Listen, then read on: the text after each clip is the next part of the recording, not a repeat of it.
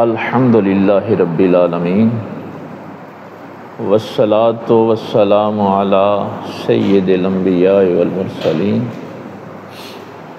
وعلی آلہ الطیبین الطاہرین واصحابہ اجمعین، اما بعد فقد قال اللہ تبارک و تعالی فی القرآن المجید: اعوذ باللہ من الشیطان الرجیم، بسم اللہ الرحمن الرحیم، یوم لا ینفع مال ولا بنون الا من اتی اللہ بقلب سلیم، آمنت باللہ صدق اللہ العظیم۔ اللہ رب العزت کی حمد و ثنا کے بعد اور پاک پیغمبر صلی اللہ علیہ وآلہ وسلم کی بابرکت منزہ اور مقدس ذات پہ ہدیہ درود و سلام پیش کرنے کے بعد نہایت ہی واجب الاحترام صوفی محمد اقبال صاحب، صوفی نبی احمد صاحب، معزز علماء، سامعین، بزرگ و دوست و عزیز بھائی امجد صاحب نے سالانہ اصالِ ثواب کی یہ محفل حضور قبلہ عالم اپنے پیر و مرشد اور اپنے والد محترم کے اصالِ ثواب کے لیے منعقد کی ہے، اور یہ شدید موسم میں ظاہر ہے بارش بہت زیادہ ہے باہر، اور گھر سے مسجد تک آنا بھی بہت مشکل ہے، لیکن بہرحال جتنے بھی دوست پہنچ پائے۔ ہم یہ جو اکثر بات کرتے ہیں نا ادب کی، کہ ہم سے وہ ادب نبی پاک صلی اللہ علیہ وسلم کا نہیں ہوتا جو اللہ چاہتا ہے،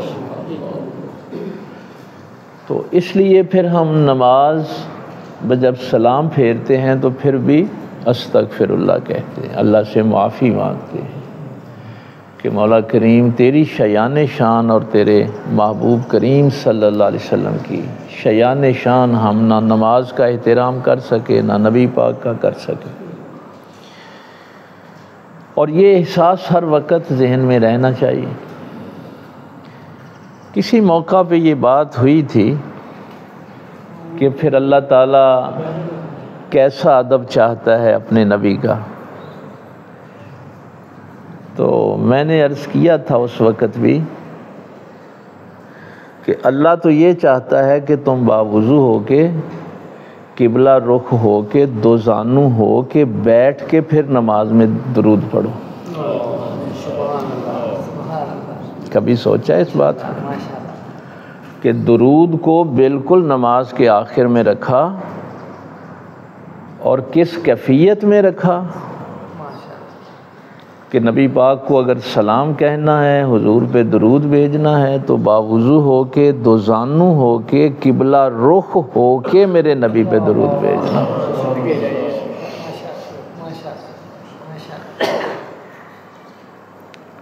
اب پتہ نہیں اس کے بعد پھر جو توجہ کا معاملہ ہے وہ پھر ظاہر ہے اور اہمیت ہو جاتی ہے کہ اس وقت ہماری توجہ جو تھی وہ کدھر تھی، کس توجہ کے ساتھ ہم پڑھ سکے نہیں پڑھ سکے۔ بہرحال میں جب حج کے لیے بھی گیا تھا تو حضرت صاحب قبلہ سے میں نے جب پوچھا وہاں کے متعلق، تو ایک ہی جملہ انہوں نے فرمایا تھا کہ بیٹا ادب ہی ہے اگر کر سکو، بس یہی ایک جملہ حج کے متعلق بھی فرمایا تھا کہ وہاں پہنچ کر ادب ہی ہے۔ اس کو تو امام ابن تیمیہ نے بھی، جن کو آپ کہتے ہیں کہ یہ جی اہل حدیثوں کے امام ہیں اور یہ ہے وہ ہے، ابن تیمیہ نے بھی یہ کہا تھا کہ آپ مدینہ شریف میں ہوں اور آندھی چلنے لگے اور اس سے گرد و غبار تمہارے جسم پہ پڑے، اور اگر تم نے نفرت کے ساتھ اپنے کپڑے جھاڑے تو تمہارا ایمان ضائع ہو جائے گا۔ یہ جن کو تم بے ادب کہتے ہو انہوں نے یہ ادب سکھایا.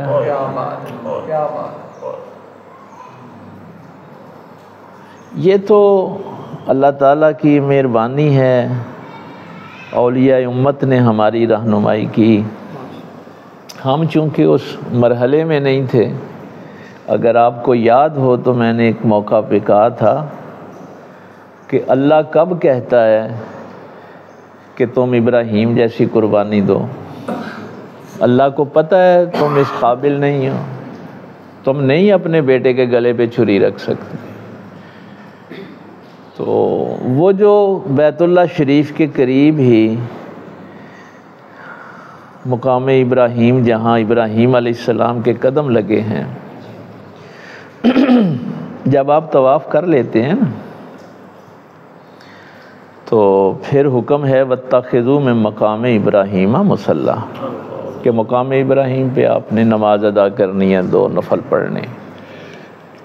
وہاں سے نفل پڑھ کے آپ نے سیدھا صفا مروہ کی طرف جانا ہے، لیکن اس سے پہلے آب زمزم پینا ہے. آپ عمرے کے لیے بھی جائیں تو اس ترتیب کا آپ کو پتہ ہونا چاہیے. آب زمزم پی کے آپ نے صفا پہ جانا ہے. تو یہ کبھی آپ ترتیب اپنے ذہن میں رکھیں نا کہ مقام ابراہیم پہ 2 رکعت نماز پڑھو، آگے آب زمزم پیو، پھر جا کے صحیح کرو. مقام ابراہیم کیا ہے؟ ابراہیم علیہ السلام کے قدم ہے. آب زمزم کیا ہے؟ اسماعیل علیہ السلام کے قدم ہے. اور صفا مروہ کیا ہے؟ سیدہ ہاجرہ کے قدم ہے. تو اللہ کہتا ہے کہ تم ان تک نہیں پہنچ سکتے تو خرچہ کر کے ان کے قدموں تک ہی آ جاؤ. نعرہ تکبیر، نعرہ رسالت، نعرہ حیدری، حضور قبلہ عالم، آستانہ یا نگر شریف. تو اللہ نے بھی وہ تقاضا تو نہیں آپ سے کیا. اللہ کو پتہ ہے ہم کمزور لوگ ہیں، لیکن بہرحال جتنا ادب آپ کر سکیں. آیا مبارکہ میں نے تلاوت کی ہے چونکہ اِصالِ ثواب کی محفل ہے، اور پھر آج 11 محرم بھی ہے. یوم لا ینفع مال ولا بنون. اللہ فرماتا ہے قیامت والے دن نہ تمہیں تمہاری اولاد، تمہارے بیٹے نفع دیں گے، نہ تمہارا مال تمہیں نفع دے گا. یوم لا ینفع مال ولا بنون. تو قیامت والے دن نہ بیٹے نہ مال نفع نہیں دیں گے. لیکن آگے اللہ آ گیا، پھر حسر کا کلمہ آ گیا. ہاں، من آتی اللہ بقلب سلیم. مگر وہ جو اللہ کی بارگاہ میں قلب سلیم لے کے آئے گا، اس کا مال بھی نفع دے گا، اس کی اولاد بھی نفع دے گا. جیسے لا الہ میں آگے اللہ آ جاتا ہے نا، الا اللہ، تو حسر ہو جاتا ہے کہ کوئی اور خدا نہیں، کوئی اور الہ نہیں، کوئی معبود نہیں، آگے حسر ہے سوائے اللہ کے. تو یہ اللہ جو ہوتا ہے کلمے کو حسر میں بدل دیتا ہے. یہاں بھی اللہ نے کلمے کو حسر میں بدل دیا کہ اصول اور قانون یہی ہے کہ قیامت والے دن تمہاری اولاد اور تمہارا مال تمہیں نفع نہیں دے گا مگر جو قلب سلیم لے کے آئے گا. معاملہ سارا قلب کا ہے نا. نبی پاک صلی اللہ علیہ وسلم نے فرمایا تھا کہ جس کا یہ گوشت کا لوتھڑا صحیح ہوتا ہے اس کے جسم کے سارے اعضاء ٹھیک ہوتے ہیں، اور اگر یہ گندا ہو جائے تو سارے اعضاء گندے ہو جاتے ہیں. اس کی حفاظت کیا کریں. یہ ذکر بھی اسی لیے کر رہے ہیں نا، دل کی صفائی ہو. اور وہاں اللہ نے کیا کہا ہے؟ کہ دماغ کانپتا ہے، جسم کانپتا ہے. اذا ذکر اللہ وجلت قلوبہم. ایمان والوں کے اللہ کے ذکر سے دل کانپتے ہیں. لفظ قرآن نے فؤاد بھی استعمال کیا ہے دل کے لیے. بہرحال وہ پھر بات لمبی ہو جائے گی. قلب کو، دل کو، دل اسی سے لفظ انقلاب بھی ہے. یہ جو لفظ انقلاب ہے نا، اس کا مادہ بھی یہ قاف لام اور بے ہی ہے۔ ہم سمجھتے ہیں کہ انقلاب مار داڑ کو کہتے ہیں، قتل و غارت کو کہتے ہیں۔ یہ مثلا جب ہم نبی پاک صلی اللہ علیہ وسلم کے انقلاب کی بات کرتے ہیں کہ حضور انقلاب لے آئے، تو رحمت للعالمین پیغمبر نے تو رحمت کے ساتھ یہ کام کیا۔ جیسے یہ دل ہر وقت حرکت میں رہتا ہے، آپ سو بھی جائیں تو یہ حرکت کرتا رہتا ہے، اسی طرح جو بندہ اللہ کے دین کے لیے، انقلاب کے لیے نکلتا ہے، اس کو مسلسل حرکت کرنا ہوتی ہے، مسلسل حرکت۔ وہ کبھی سکون کے ساتھ نہیں بیٹھ سکتا، اس لیے کہ اگر قلب سکون کر لے گا تو اس کو موت کہتے ہیں۔ تو انقلاب والا جو انسان ہوتا ہے، جو دین کا کام کرنا چاہتا ہے، جو رسول اللہ کے نقش قدم پہ چلنا چاہتا ہے، اس کے لیے جد و جہد ہے، اور مسلسل جد و جہد ہے۔ یہ تو اس کی ظاہری صورت ہے نا کہ یہ پمپ کرتا ہے، حرکت کرتا رہتا ہے، اس لیے ہمارا جسم زندہ رہتا ہے۔ اس کی جو اندرونی حیثیت ہے، باطنی حیثیت ہے، وہ بھی منقلب ہوتی رہتی ہے۔ یعنی ابھی دل کسی اور چیز کو چاہ رہا ہوتا ہے، تھوڑی دیر کے بعد کسی اور چیز کو چاہ رہا ہوتا ہے، تھوڑی دیر پہلے کسی اور کو پسند کرتا ہے، تھوڑی دیر کے بعد کسی اور کو پسند کرتا ہے۔ تو وہ اندرونی حالت بھی اس کی ایک جیسی نہیں رہتی۔ اسی لیے جب وہ صحابی نے کہا تھا کہ یا رسول اللہ صلی اللہ علیہ وسلم میں تو منافق ہو گیا، پہلے تو حضرت ابوبکر صدیق رضی اللہ تعالیٰ عنہ کو ملے نا، انہوں نے کہا ابو بکر میں تو منع ہوں۔ کیا ہوا؟ جو کیفیت رسول اللہ صلی اللہ علیہ وسلم کی بارگاہ میں ہوتی ہے وہ گھر آ کے نہیں رہتی، دل پہ وہ کیفیت نہیں رہتی۔ تو سرکار ابو بکر صدیق رضی اللہ تعالیٰ عنہ نے فرمایا کہ چلو سرکار سے پوچھ لیتے ہیں۔ تو نبی پاک صلی اللہ علیہ وسلم نے فرمایا تھا کہ اگر تمہاری وہی کیفیت رہے تو تم جب گلیوں میں چلتے پھرتے ہو تو فرشتے تم سے مصافحہ کریں۔ ہاں، تو اس لیے قرآن نے کہا ہے کہ یہ ایمان گھٹتا بڑھتا بھی رہتا ہے نا۔ ہم تو قلب کی اس کیفیت کو، یہ نہیں کہ اس کا کلفی کھانے کو دل کرتا ہے، دہی پلے کھانے، وہ بات میں نہیں کر رہا، میں ایمان کی بات کر رہا ہوں کہ ایمان بھی گھٹتا بڑھتا رہتا ہے۔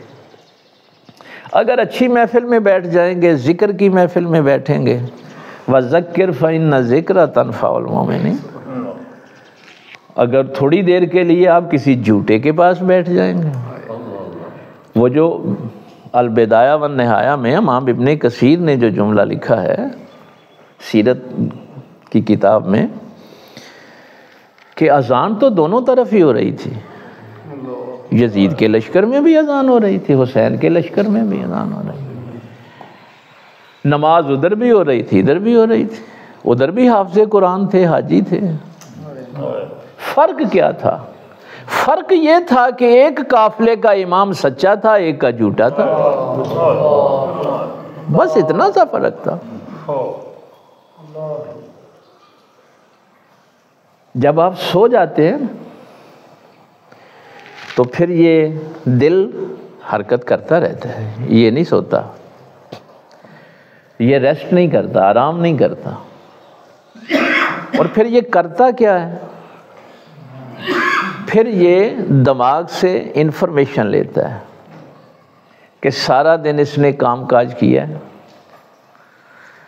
تو جسم کے کس کس حصے کو ضرورت ہے انرجی کی، یہ جتنی بھی میرے جسم میں توڑ پھوڑ ہوتی ہے نا، جب ہم گہری نیند سوتے ہیں تو اس کی ریپیئرنگ ہوتی ہے، تو پھر یہ جسم کے تمام حصوں کا خیال کرتا، یہ نہیں ہے کہ یہ دماغ کو خون پہنچاتا ہے تو پاؤں کو نہیں پہنچاتا، ہاں تو اسی لیے انقلاب جو لانا چاہتا ہے، جو دین کا انقلاب لانا چاہتا ہے، اس کا بھی معاشرے کے ہر حصے پہ نظر ہوتی ہے۔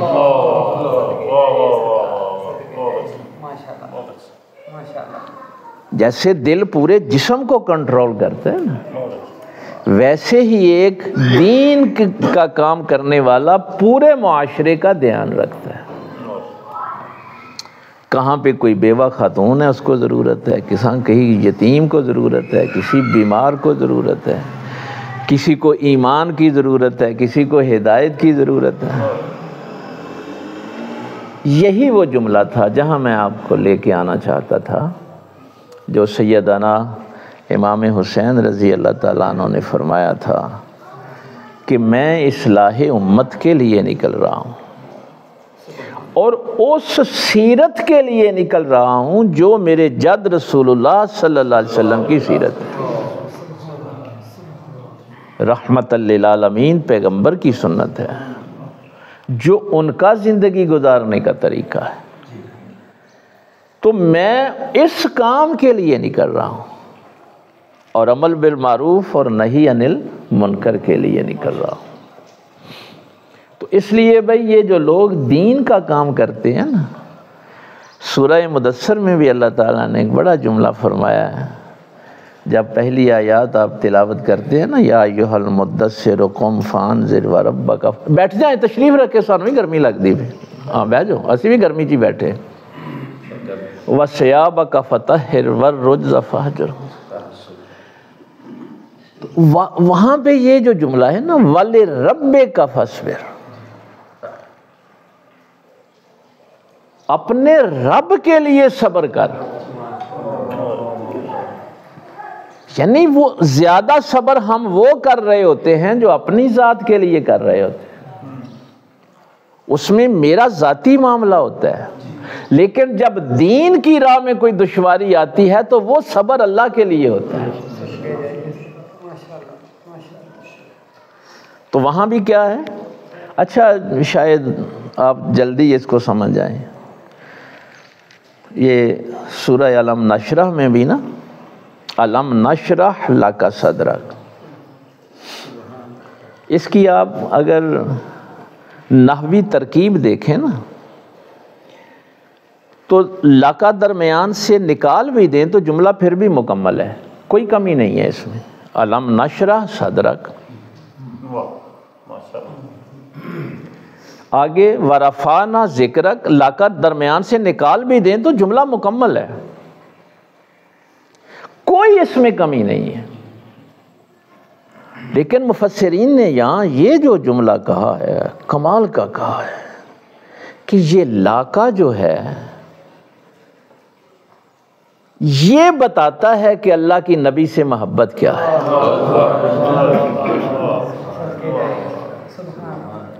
یعنی اللہ کہتا ہے میں جو کر رہا ہوں تیری خاطر کر رہا ہوں۔ نعرہ تکبیر، نعرہ تکبیر، نعرہ رسالت، نعرہ حیدری، حضور قبلہ عالم، آستان عالیہ نگر شریف۔ علم نشرح صدرک کا بھی ہو سکتا تھا، لاکا صدرک، ورفعنا لاکا ذکرک، تیرے لیے کر رہا ہوں سب کچھ، تیری خاطر کر رہا ہوں۔ اور دوسرے پارے کی اگر آیت بھی آپ ساتھ ملا لیں تو پھر آپ کو اللہ اور رسول کے تعلق کا اور پتہ چل جائے۔ فَلَنُوَلِّيَنَّكَ قِبْلَةً تَرْضَاهَا، اس قبلے کی طرف رخ پھیر لو جو تمہاری مرضی ہے۔ اب تصور میں آئی وہ بات کہ اللہ کیسا ادب چاہتا ہے اپنے محبوب کا۔ تو جب اللہ سب کچھ محبوب کے لیے کرتا ہے تو پھر محبوب نے بھی سارے کام اللہ ہی کے لیے کیے۔ ہاں، پھر انہوں نے بھی سارے کام اللہ ہی کے لیے کیے۔ اور ہمیں بھی سبق یہی ہے، چھوٹا کام کریں بڑا کریں، اللہ کے لیے کریں، درمیان میں اپنی ذات نہیں ہونی چاہیے، یہ شرک ہے۔ آج یہ میرا موضوع نہیں ہے، چونکہ یہ تفصیل طلب موضوع ہے۔ یہ جو 4 بڑے شرک قرآن نے بیان کیے نا، پہلے تو شرک نیت ہے، بڑا شرک ہے، آپ کی نیت میں شرک آ جائے۔ پھر شرک محبت ہے، شرک عبادت ہے، اور شرک اطاعت ہے۔ شرک اطاعت میں ہمارے محققین نے ایک بڑا جملہ لکھا ہے، اللہ کے علاوہ کسی کی اطاعت یا اپنی اطاعت، دو چیزیں ہیں، اللہ کے علاوہ کسی کی بھی اطاعت یا اپنی اطاعت، یہ دونوں شرک میں آتی۔ یہاں نماز پڑھنے کے لیے امام صاحب کو کھڑا کیا، اب وہ ہاتھ باندھ کے اللہ اکبر کہہ کے کھڑے ہو گئے۔ اب اگر ارادہ یہ ہے، خواہش نفس یہ ہے کہ میں تلفظ میرا بہت اچھا ہے، قرات بہت اچھی ہے، میں مخارج صحیح ادا کر رہا ہوں، میری آواز بڑی خوبصورت ہے، تو یہ آپ نے اپنی خواہش کی اطاعت کی ہے، اس لیے یہ جملہ لکھا گیا ہے کہ یہ نہیں کہ آپ اللہ کے علاوہ کسی اور کی اطاعت کریں گے، نہیں، اس میں اپنی ذات کی اطاعت بھی ہے۔ دونوں جو شرک ہیں اس میں مبتلا نہیں ہونا۔ تو یہ موضوع بہت لمبا ہے، چونکہ قرآنی موضوع ہے اطاعت کا، لیکن ایک مقام کیا قرآن نے بیان کیا، ہائے ہائے ہائے، صرف اس کے رسول کی اطاعت شرک نہیں ہے،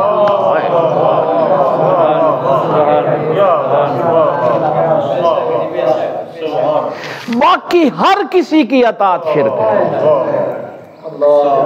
من یطع الرسول فقد اطاع اللہ۔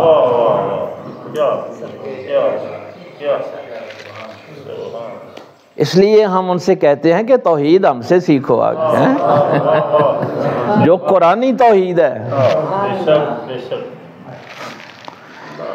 اب پتہ چلا اللہ کا اور اس کے محبوب کا تعلق کیا ہے۔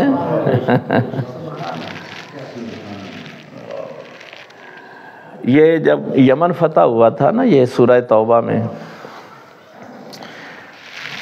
تو عدی بن حاتم نے یہ اٹھ کے اعتراض کیا تھا جب رسول اللہ صلی اللہ علیہ وسلم نے فرمایا کہ اتخذوا احبارهم ورهبانهم اربابا من دون اللہ، تو حضرت عدی رضی اللہ تعالیٰ مسلمان ہو گئے تھے، انہوں نے کہا یا رسول اللہ میں بھی عیسائی تھا، تو ہم تو اپنے احبارهم ورهبانهم علماء اور مشائخ، ہم تو ان کو رب نہیں مانتے تھے، ہم تو رب اللہ کو ہی مانتے تھے۔ تو اس آیت کی تفسیر میں نبی پاک صلی اللہ علیہ وسلم نے فرمایا کیا تم ان کے حلال کو حلال اور ان کے حرام کو حرام نہیں سمجھتے تھے؟ یہی ان کی اطاعت تھی، یہی شرک اطاعت تھا، حلال حرام کا اختیار میرے اللہ کے پاس۔ لیکن نامے پارے میں میرے اللہ نے کیا فرمایا تھا؟ ہائے ہائے ہائے، احل لکم الطیبات ویحرم علیہم الخبائث، یہ میرا رسول ہے جو تمہارے لیے پاکیزہ چیزیں حلال کرتا ہے اور گندی چیزیں حرام کرتا ہے۔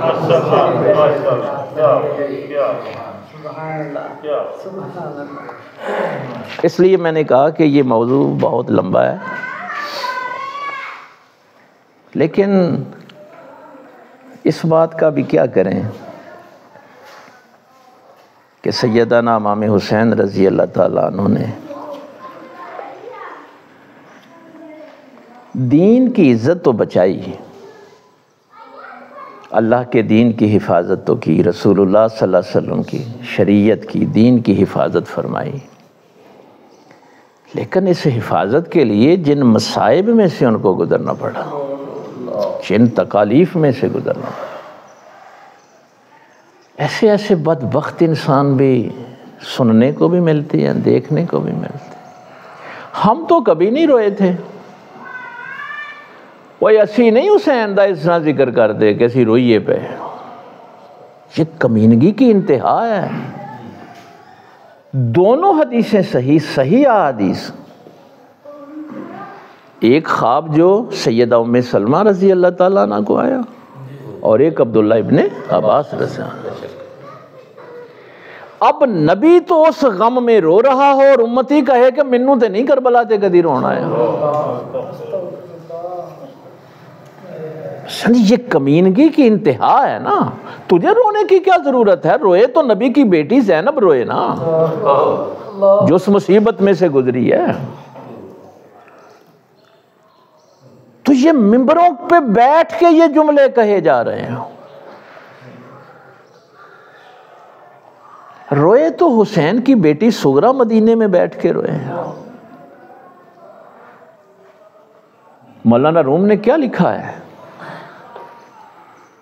کہ واقعہ کربلا کے بعد امام زین العابدین کو کسی نے مسکراتے ہوئے نہیں دیکھا. روئے تو امام زین العابدین، تمہیں رونے کی کیا ضرورت ہے؟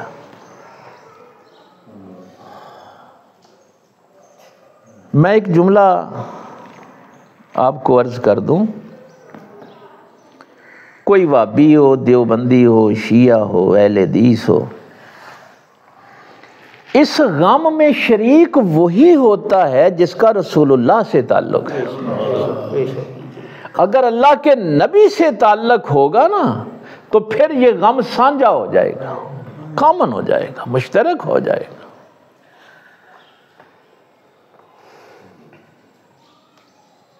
لیکن کیا کریں یہ بھی مسلمانوں نے کہنا تھا کہ ہمیں تو رونا نہیں آتا. ہمیں کیا ضرورت ہے؟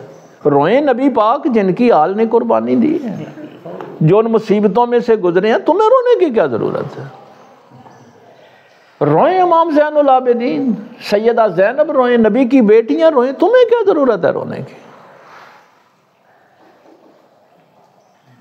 کوئی بدبخت انسان مثلاً ایک سکھ اٹھ کے یہ کہہ رہا تھا واہ گرو حسین ہے ایسے اور نہ کوئی، ایسی مرنی مر گیا نام لیاں جگ روئے.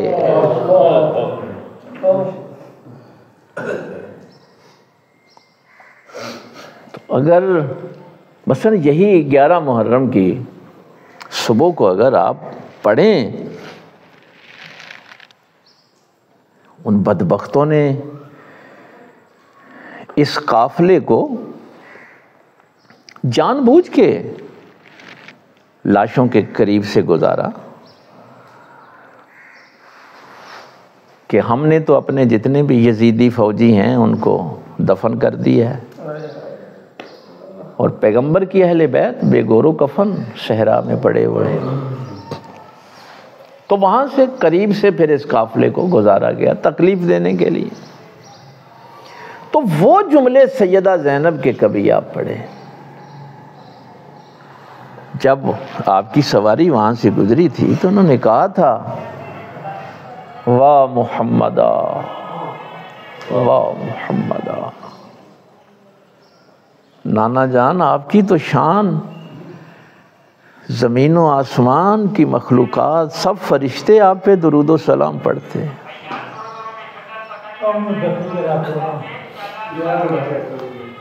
ایک دفعہ آ کے دیکھو تو صحیح، وہ بیٹا جو مہر نبوت پہ کھیلا کرتا تھا آج کیسے اس کا لاشا ٹکڑے ٹکڑے پڑا ہے. ایک بات آپ کو بتا دوں جو تاریخ نے لکھی، عصر تک سرکار امام عالی مقام جب تک لاشیں اٹھاتے رہے کسی کی گردن نہیں کاٹی گئی تھی. امام حسین جاتے تھے اور لاشا اٹھا کے لے آتے تھے. یہ دکھ بھی تو میرے نبی کی بیٹیوں نے دیکھا تھا، یہ غم یہ مصیبت بھی تو میرے پیغمبر کی بیٹیوں نے دیکھا کہ امام عالی مقام کی شہادت کے بعد پھر شہداء کے سر کاٹ کر نیزوں پہ لٹکائے گئے، اور پھر وہ راستے میں تو سیدہ زینب کا وہ مرثیہ کبھی آپ پڑھیں، یا رسول اللہ صلی اللہ علیہ وسلم آ کے نانا جان دیکھو تو صحیح تمہاری بیٹیوں کو کیسے باندھ دیا گیا ہے، تمہیں رونے کی کیا ضرورت ہے، تمہاری بیٹی کے ساتھ کو ایسا کرے نا تو پھر دیکھیں تمہیں رونا آتا ہے کہ نہیں آتا، تمہارا بیٹا تمہارے ہاتھوں میں تیر کھا کے شہید ہو نا پھر دیکھیں رونا آتا ہے کہ نہیں آتا۔ یہ بدبختی بھی اس امت نے دیکھنی تھی کہ ممبروں پہ بیٹھنے والے یہ بکواس کرتے، ان کی شجاعت، ان کا صبر، ان کی حمیت، ان کی آزادی، ان کی فکر بہت بلند ہے، لیکن بتایا یہ گیا ہے کہ یہ جو منزل ملی ہے کوئی آسانی سے تو نہیں ملی، بہت بڑی قربانی کے بعد ملی۔ تو وہ عیسائی راہب جس نے راستے میں سر اقدس کو لے لیا تھا اور رات سامنے بیٹھا رہا تھا اور پھر صبح مسلمان ہو گیا تھا، آپ علماء سے سنتے رہتے، اس واقعہ میں ایک، چونکہ اس کو سنی علماء نے بھی لکھا ہے، شیعہ علماء نے بھی لکھا ہے، یہ کامن بات ہے اس لیے میں وہ کر رہا ہوں کہ رات کو نا، ظاہر ہے 10 محرم کو یہ واقعہ ہوا تھا، تو اس دن 14ویں کی رات تھی جس دن اس عیسائی راہب نے امام عالی مقام کا سار ان سے لیا تھا، راستے میں پڑاؤ ڈالا تھا قافلے نے، تو وہاں ایک راہبہ بھی تھی، راہب تو اندر بیٹھا امام عالی مقام کے سر اقدس کے سامنے راز و نیاز کر رہا تھا، تو یہ راہبہ باہر نکلی تو دیکھا کہ نیزوں کے اوپر وہ سر جو تھے وہ چڑھائے ہوئے تھے، تو اس راہبہ نے، ادھر 14ویں کا چاند چمک رہا تھا، تو ادھر امام علی اکبر کا سر اقدس اس نے نیزے پہ جب دیکھا تو اس نے کہا یا بدر التمام، حالانکہ بدر بھی 14ویں رات کے چاند کو کہتے ہیں، لیکن عربوں کی فصاحت و بلاغت تو پھر اپنی ہے نا، یا بدر التمام، اے 14ویں رات کے مکمل چاند، کاش تیری ماں یہ منظر دیکھنے سے پہلے مر گئی ہوتی۔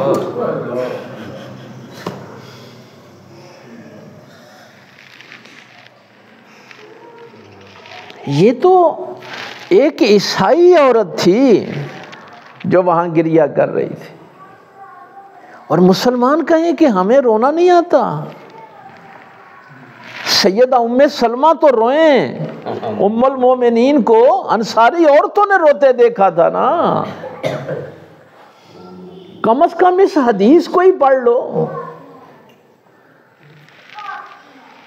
انہوں نے پوچھا تھا ام المومنین کیوں رو رہی ہیں، تو آپ نے فرمایا کہ میں نے ابھی خواب میں رسول اللہ صلی اللہ علیہ وسلم کو دیکھا ہے، جس میں عطر پہ گرد و غبار تھا، زلفیں بکھری ہوئی تھی،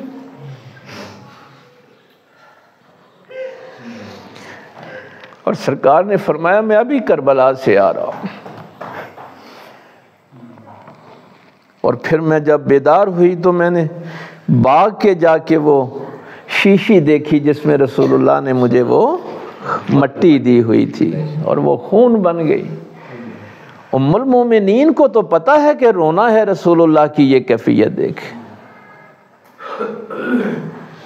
اور پھر بڑے فخر سے کہتے ہیں، اور سیدھے نہیں کدی روئے کربلا دے، تمہارا نبی سے کوئی تعلق ہو تو تمہیں رونا آئے نا،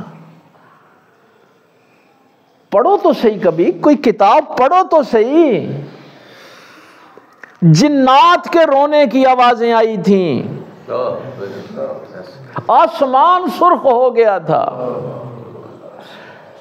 جو پتھر اٹھاتے تھے اس کے نیچے سے خون نظر آتا تھا، آسمان بھی روئی، اور خون ٹپک رہا تھا آسمان سے، کتنے سخت دل ہو گئے، نبی کے گھرانے میں اتنی مصیبت آ گئی اور کہتے ہیں ہمیں تو رونا ہی نہیں آتا. اس لیے کہ نبی کے دکھ کا، نبی کے گھرانے کے دکھ کا تمہیں کیا احساس ہو؟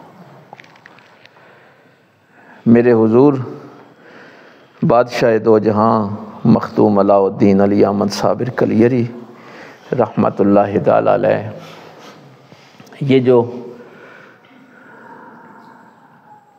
سرکار نے سیدہ فاطمہ الزہرا رضی اللہ تعالیٰ عنہ کے حوالے سے وہ جملہ سرکار غوث پاک نے فرمایا ہے کہ مجھے عالم ناسوت میں، عالم ارواح کی بات نہیں ہے، عالم ناسوت میں سیدہ پاک کی زیارت ہوئی اور آپ نے فرمایا کہ مجھے اللہ تعالیٰ نے حسن اور حسین جیسے دو بیٹے اور عطا کیے.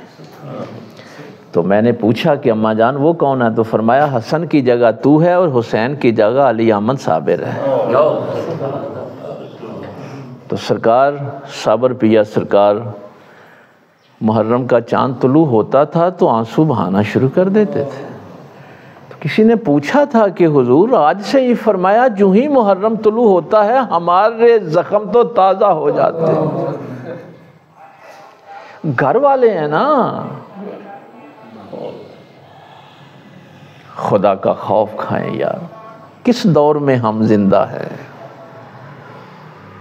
عیسائیوں کو رونا آ جائے، یہودیوں کو رونا آ جائے، پادریوں کو رونا آ جائے، سکھوں اور ہندوؤں کو رونا آ جائے، اور مسلمان کہے مجھے تو رونا ہی نہیں آتا.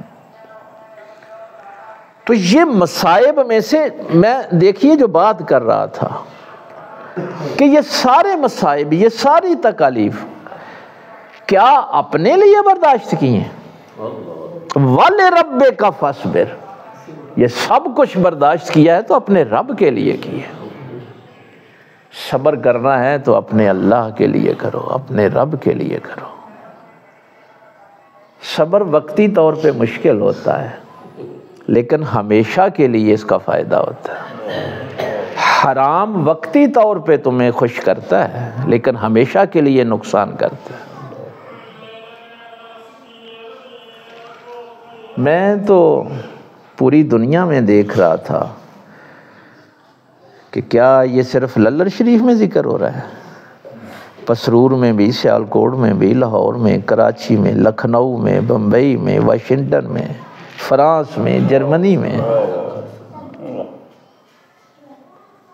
کیوں؟ پوری دنیا میں ذکر ہو رہا ہے. فَاذْكُرُونِي أَذْكُرْكُمْ.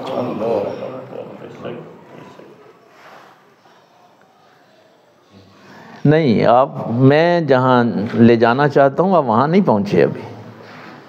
فَاذْكُرُونِي أَذْكُرْكُمْ. میں کب تک ذکر کروں گا؟ جب تک میری زندگی ہے. تو اللہ کب تک ذکر کرے گا؟ جب تک وہ ہے. تو آپ کیا فَاذْكُرُونِي أَذْكُرْكُمْ کو ایسے ہی دیکھتے ہیں؟